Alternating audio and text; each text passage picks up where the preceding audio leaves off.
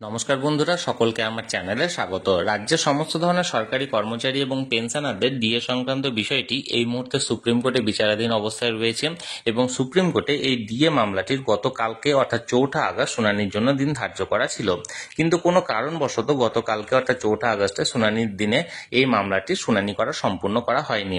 এখন এই মামলাটি নিয়ে সুপ্রিম কোর্ট থেকে একটি অত্যন্ত গুরুত্বপূর্ণ এবং চাঞ্চল্যকর খবর বেরিয়ে এসেছে।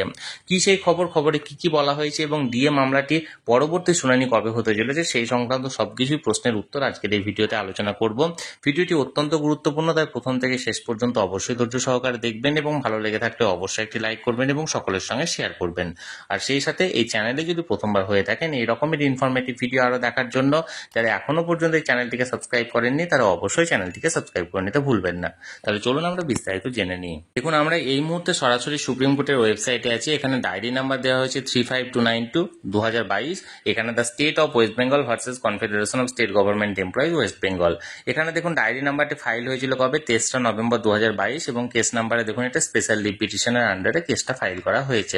এবার প্রেজেন্ট আর লাস্ট লিস্টেড অন দেখুন এটা 5 আগস্ট 2025 অর্থাৎ আজকে ডেট দেওয়া হয়েছে, অর্থাৎ এই মামলাটি আজকে আবার উঠতে চলেছে। এই মামলাটি কোন কোন বিচারপতিদের এজলাসে দেখুন এখানে বলা হয়েছে honourable mister justice Sanjay Karol and honourable mister justice Prashant Kumar মিশ্রার এজলাসে এটি উঠতে চলেছে এবং কোর্ট নাম্বার 12 হতে চলেছে এবং যার ক্লজ নাম্বারটা হচ্ছে 49।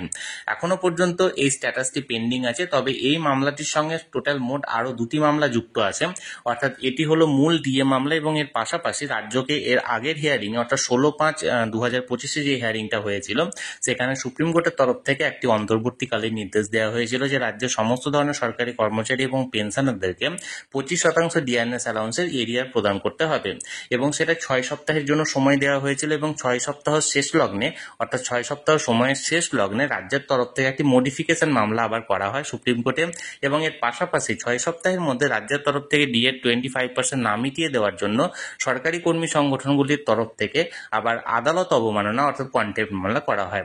অর্থাৎ মোট 3টি মামলা শুনানি হতে চলেছে, যার মধ্যে একটি হলো মূল ডিএ মামলা, অপর 2টি হলো একটি রাজ্যের তরফ থেকে করা মডিফিকেশন মামলা এবং অপরটি হলো সরকারি কর্মী সংগঠনগুলির তরফ থেকে কন্টেম্প্ট মামলা। এখন দেখার বিষয় এই 3টি মামলার মধ্যে কোন কোন মামলার শুনানি আজকে হতে চলেছে। আমি সবসময় চোখ রেখেছি যে কোনো আপডেট আসা মাত্রই তৎক্ষণাৎ সেটা ভিডিওর মাধ্যমে আপনাদেরকে জানিয়ে দেওয়া হবে।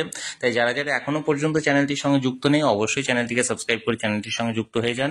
আর এই ভিডিওটি ভালো লেগে থাকলে অবশ্যই একটি লাইক করুন এবং সকলের সঙ্গে শেয়ার করুন আর অবশ্যই চ্যানেলটিকে সাবস্ক্রাইব করে রাখুন। ধন্যবাদ, দেখা হচ্ছে পরের ভিডিওতে।